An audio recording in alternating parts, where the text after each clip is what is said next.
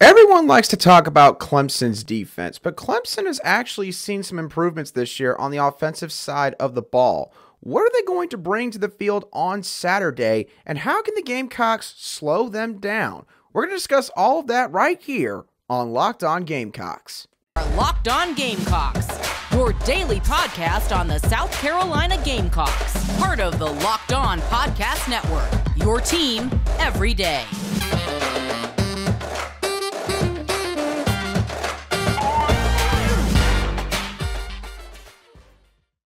Today's show is brought to you by Upside. Download the free Upside app and use the promo code LOCKED to get $5 more cash back on your first purchase of $10 or more. Hello, Gamecock Nation, and welcome back to the Locked On Gamecocks podcast. We are your show for daily headlines and potential storylines on your favorite South Carolina Gamecock sports teams. I am your host, Andrew Lyon, and I thank you all for making the Locked On Gamecocks podcast your first listen or watch here today. We are free and available on YouTube and wherever you get your podcasts daily. And yes, it is rivalry week. We started talking about the Palmetto Bowl on the Monday show, but now it's really time to dive into the weeds of this whole matchup. What is Clemson going to bring on both sides of the ball? What should the Gamecocks' game plan be in order to try and slow down the Tigers? We're going to start all of that right here on today's show of Locked On Gamecocks.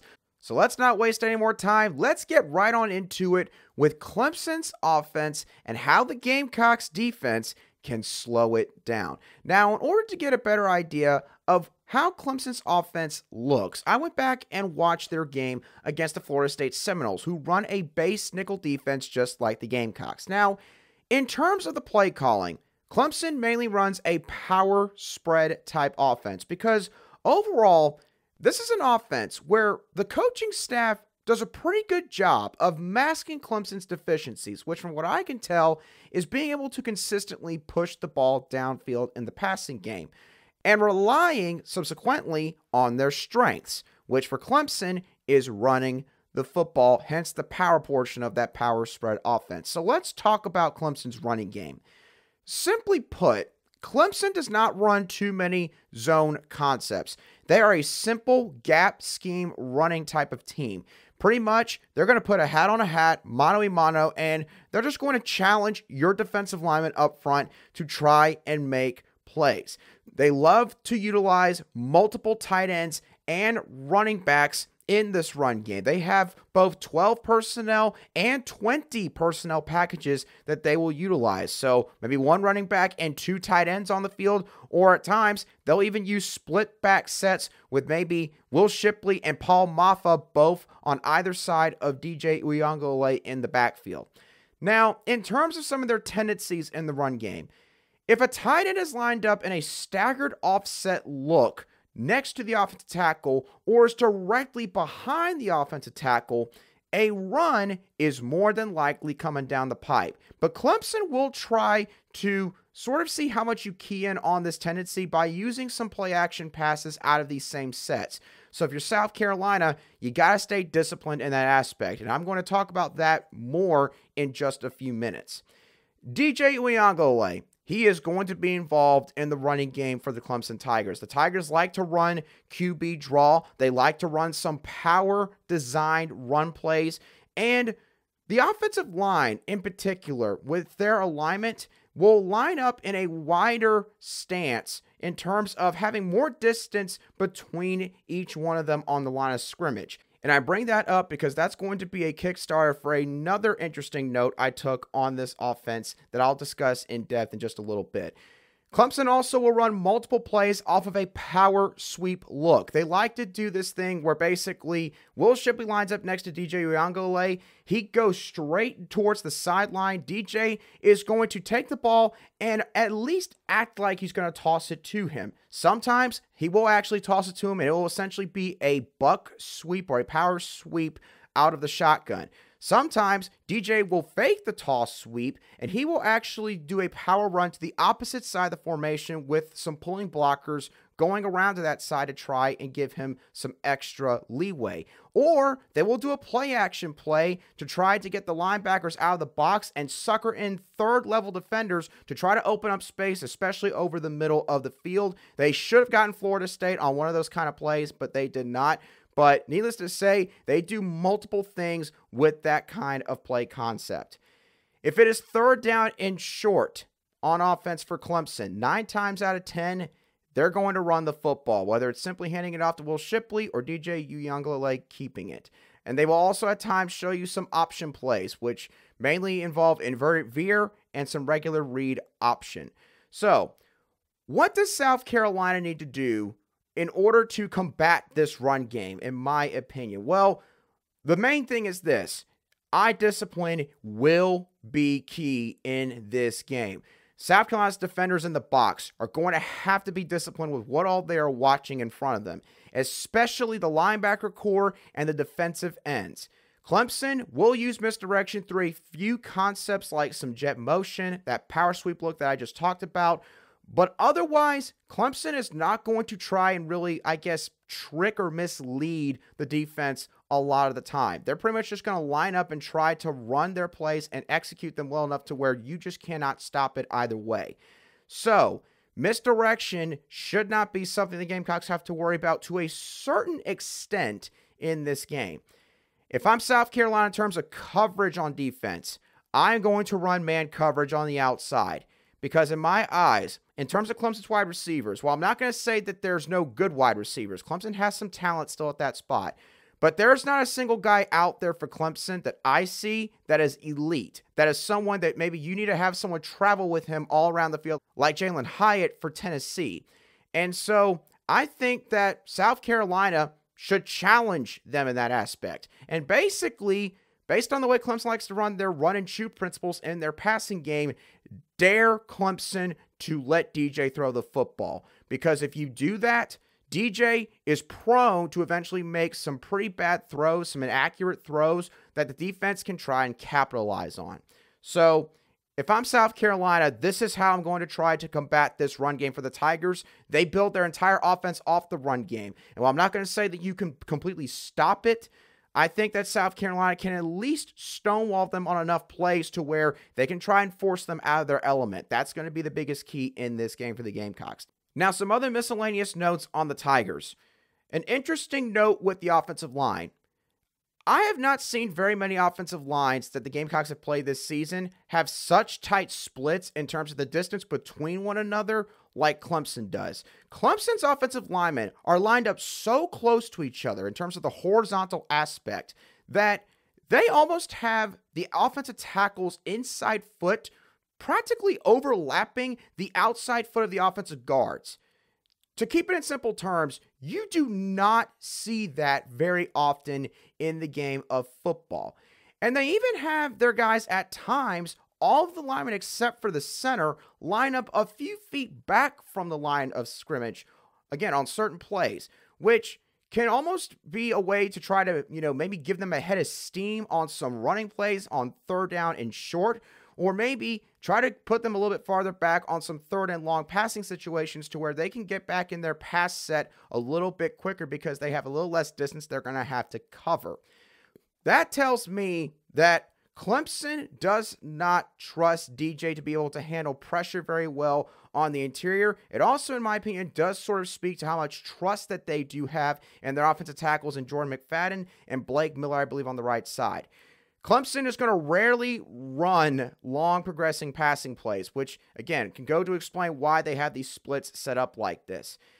And their offensive line, maybe they could have some issues when they face speed in sort of that interior portion of the field, which would explain, again, why they want those tight splits, because the guards and center work in conjunction with one another in terms of pass blocking and run blocking. So if there's not really a hole there and the guys can just hold firm with where they are, then you're not going to see a whole lot of success on the interior. So, with all that being said, how can South Carolina counter this? I think that Clayton White could bring some delayed blitzes off of some twists from the interior defensive linemen. Basically, have them vacate their original gap, go to maybe a more of an inside gap, or maybe even go outside and send one of the linebackers shooting up through the middle and see if Clemson can pick it up. Get them to split apart. Get that offensive guard away from the center so that way you have more one-on-one pass rushing opportunities. Or you could bring some extra blitzers off the edge and run some stunts there where the defensive end crashes inside maybe, or they keep their original gap, but maybe you bring up a corner or a safety and they blitz on the inside of that offensive tackle. So then you got a decision you got to make. The offensive guard has got to stay alert. That is how you combat the way that they line up with their alignments on the offensive line. So something really interesting that I picked up on while watching the Florida State game back, and could end up playing a role in how the Gamecocks decide to attack the Tigers in terms of their pressure packages in this game. So the overall take-home point, the Tigers rely on a death by 1,000 paper cuts type of philosophy with the offensive side of the ball. They want to be methodical, long drawn-out drives, try to wear you down. They are not very explosive overall, unless you just have a really bad breakdown on the back end. So the Gamecocks have got to force Clemson's offense to be in some third and long and second and long situations. If you can get them behind the sticks, get them off schedule, then you are going to give yourself a really good chance to get off the field and let your offense be able to go out there and do what they want against the Clemson Tigers defense. Now, we've talked about the play calling and the scheme, but what does Clemson's offensive personnel look like? What should you pay attention to with their offensive players on Saturday afternoon? I'm going to dive into all of that in just a few moments. But obviously, look, this has been a really tough year in terms of inflation, just how hard it has hit all of our wallets. You might be driving less, dining out less, or maybe buying less from the grocery store in order to offset those losses. But we can all agree there's nothing fun about having less money in your pocket. And for this reason, I started using Upside. Upside is an incredible app for when you're on the go and buying something because you get cash back on every purchase. To get started, download the free Upside app. Use our promo code LOCKED and get $5 more cash back on your first purchase of $10 or more. Upside users are earning more than $1 million every week, and if you still question just how good they are, well, we'll let the 4.8 star rating on the App Store speak for itself. Download the free Upside app and use promo code LOCKED to get $5 more cash back on your first purchase of $10 or more. Once again, that's $5 more cash back on your first purchase of $10 or more using the promo code LOCKED.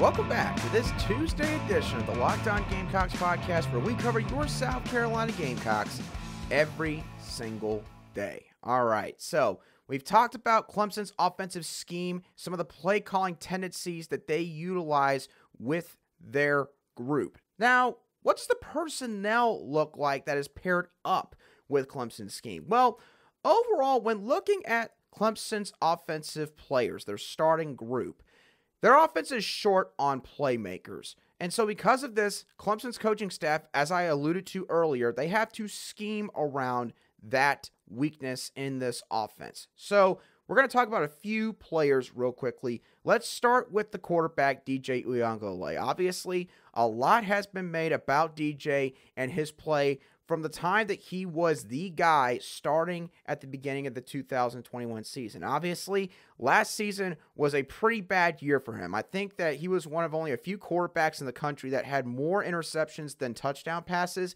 and he was pretty much the starter throughout the entirety of the season for the Clemson Tigers. And there was a lot of conversation in the offseason about how, maybe he should be, not starting for the Tigers. Maybe he should be the backup. Maybe Cade Klubnik should be the guy. And DJ, in a sense, has proven some of the doubters wrong, but at the same time, he hasn't completely gotten rid of some of those bad traits that he possesses in his game.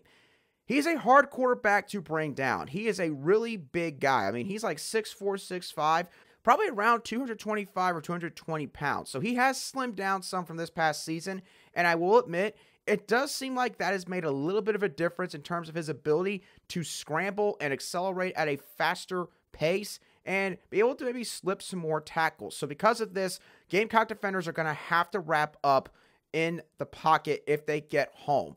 And I will say this, if they get the opportunity, more than likely they could bring him down because DJ Uiagalelei's pocket awareness, at least based on watching the Florida State game, it is not very good. It takes him a little bit longer to sort of realize when there is a defensive end or a defensive player that is essentially about to meet up with his back half. I mean, he does not hear footsteps very well, it seems like, at times.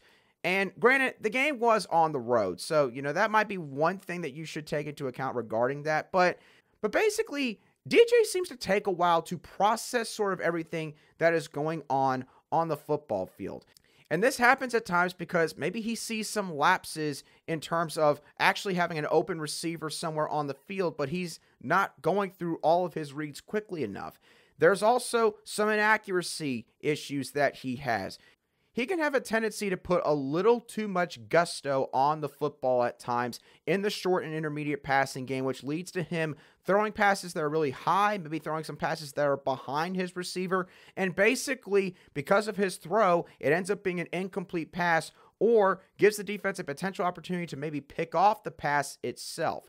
So DJ, to put it bluntly, he is an improved quarterback from 2021. There's no question about that. But DJ's by no means still a polished product. He is still a quarterback that has got some real issues that he has to try to sort through throughout the course of the game. So if South Carolina can get some pressure and can rattle him a little bit, then in my opinion, that gives South Carolina's defense a real big advantage in terms of defending the passing game for the Clemson Tigers. Clemson's best player on this team, honestly, at least the offensive side of the ball, is by far Will Shipley at running back. This guy is the heart and soul of Clemson's offense. He is tough, he is fast, he is physical, he is hard to bring down, he can be a weapon in the return game, he can be a weapon in the passing game. Will Shipley is quite literally a do-it-all running back. There's not really anything that he cannot do. So South Carolina, in terms of, is there one guy on this offense that we really got to try to stop or at least slow down to a great degree to give ourselves a better chance to win this football game?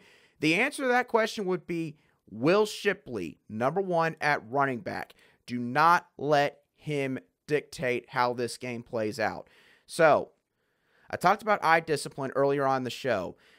Brad Johnson, Sherrod Green, you guys are going to have to be disciplined, and you're going to have to know at least somewhere in the back of your mind on every play where number one is on the football field. Clemson will try to find some different ways to get him the football. They will send him out on swing passes at times, simply out of the backfield. They will sometimes align him behind an offensive tackle and sort of put him out on a leakage route to the opposite side of the field. There's other times where they will just trust that they can hand off the ball to him on an inside dive, basically, and he will get the yardage needed in some real tough situations to extend that drive for the Clemson Tigers. So Will Shipley, by far their best offensive player, and he is a game breaker. He's pretty much the only game breaker on this Clemson offense, a guy that can take over an entire game and basically put him on his back. So you got to watch out for him on Saturday afternoon. Wide receiver group. Again, there's talent there, but there's not really a whole lot of guys out there that could do a little bit of everything. The one thing that sticks out to me, they do have one guy that can be a bit of a deep threat if you do not stay in front of him, and that is Antonio Williams. He has got a really good second gear in terms of his speed. Sometimes they will run some run and shoot switch concepts where basically he'll take the place of the outside receiver's original route lane, so to speak, and he can end up getting behind some DBs if you do not read that correctly or if you're a little bit slow to react. So you've got to watch out for that if you're a South Carolina defensive back. Clemson's offensive line, look, they are a very good unit in terms of run blocking. Their offensive tackles are really big guys. They're very physical. And the thing that really sticks out to me, especially about the interior offensive lineman for Clemson, is their hand placement is really superb. I mean, in terms of being an offensive lineman, the most important thing in terms of trying to generate power and driving a guy back is getting your hands right around the sternum, right in the chest at the top of the numbers of the defensive lineman. And if you can do that, then as long as you give yourself good enough leverage and you're even just adequate in terms of your strength, you're going to win that battle 9 times out of 10. Clemson's offensive linemen do a great job of this. And when I talk about those close splits in terms of their alignment that I mentioned earlier, sometimes it can be a little bit more difficult to, again, really try and muck things up, so to speak, around the interior of that offensive line in rush defense. So South Carolina, if you're a defensive lineman, you're going to need to be on your P's and Q's in terms of getting off the line quick when the ball is snapped, making sure your hand placement's good, because if it's not, Clemson will beat you up in that aspect. So that's what you're going to need to watch out for in terms of Clemson's offensive personnel, maybe some players that could play a big part in this game for the Tigers, or maybe some players that could give the Gamecocks some opportunities to really change this game on defense. And speaking of offense, there are some people out there who still don't believe that Marcus Satterfield called the plays in South Carolina's dominating 63-38 win over the Tennessee Volunteers this past Saturday night. And Coach Beamer was asked about this on his Sunday teleconference call. What was his response when they inquired about this? I'm going to dive into all of that and really sort of expand on this topic in just a couple of moments. But before I do touch on that subject, I want to remind y'all that BetOnline is your #1 source for sports betting info, stats, news, and analysis. You can get the latest odds and trends for every professional and amateur league out there, from football to basketball, soccer, World Cup's going on right now in Qatar, and you got esports as well. BetOnline has quite literally got it all. And if you love sports podcasts, you can find those at BetOnline as well. And BetOnline continues to be the fastest and easiest way to get your betting fix. So head over to the website today or use your mobile device to learn more, because BetOnline is where the game starts.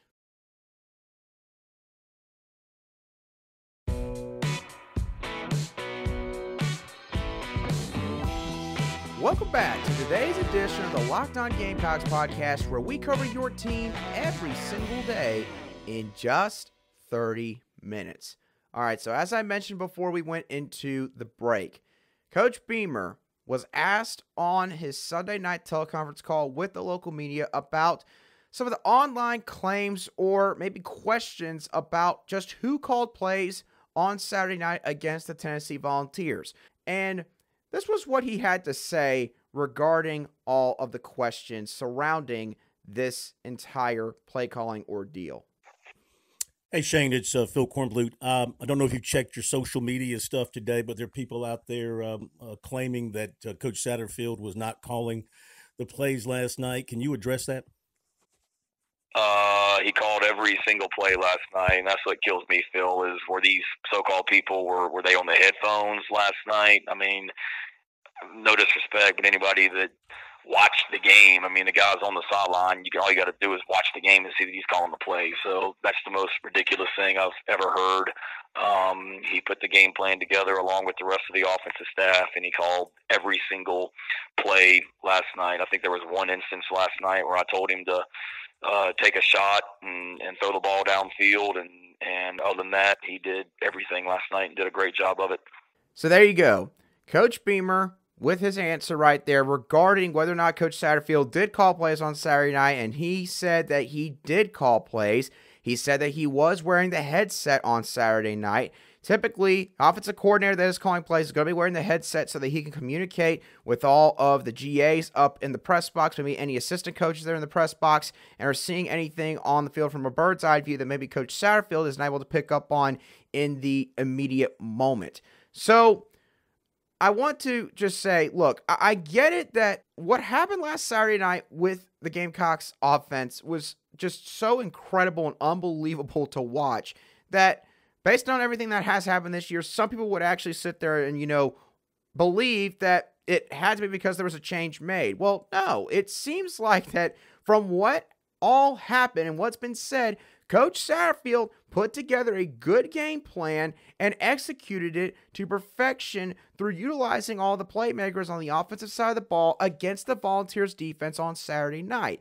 And I will say this, look, there could have been a case this past week where maybe there was an emphasis put on really, taking in all of the input from all the assistants on the staff. Maybe everybody pretty much pitched in a certain slice of the pie, in terms of how to attack Tennessee's defense. Coach Satterfield was able to put it all together, and then he was the one that called all the plays on Saturday night. Now, that could have been the case, and I definitely will listen to that. But the fact that so many people at this point are just pretty much just going after Marcus Satterfield because of everything else that happened before the Tennessee game, and you're using that to judge basically how there's just no way he can ever call a good game, I think it's just a little bit ridiculous at this point. I mean, again, I can understand the frustrations of, maybe sitting there and going, gee whiz, y'all are able to do all that against the top 5 team. What on earth happened against Florida? Why couldn't you do any of this stuff against Missouri?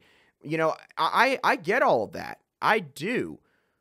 But you cannot let your emotions from all that, again, dictate your thought on what all happened on Saturday night, what all you saw. What I saw was Coach Satterfield was wearing the headset, and Coach Beamer, as he just said right there, called all of the plays. I don't think that there's any sort of conspiracy theory out there that is remotely true about there maybe being a dead headset and where, he actually wasn't talking to anybody. I've actually seen that posted online, that some people actually believe that that was something that occurred in order to try to play it off to the fans that he was still calling the plays when he actually wasn't. I mean, come on, y'all, and don't get me wrong, I know it's not all of you. I'm just speaking to a very small group here, but still, at this point, I think you just give the man his credit. I mean, again, he has done some things this season that have been quite head-scratching and, honestly, have held back this offense. I think everyone would agree on that. But if you're going to criticize him, you also got to give him his due credit when it's deserved. And he deserves it for what all he did in terms of play calling against the Tennessee Volunteers this past Saturday night. So, anyways, just wanted to get all that addressed. Put the soundbite in there from Coach Beamer himself so that hopefully all this can be put to rest, at least for the time being. So, what are y'all's thoughts on the Clemson Tigers offense and some of the players that they have on that side of the ball? How do you think the Gamecocks should attack the Clemson Tigers offense on Saturday afternoon?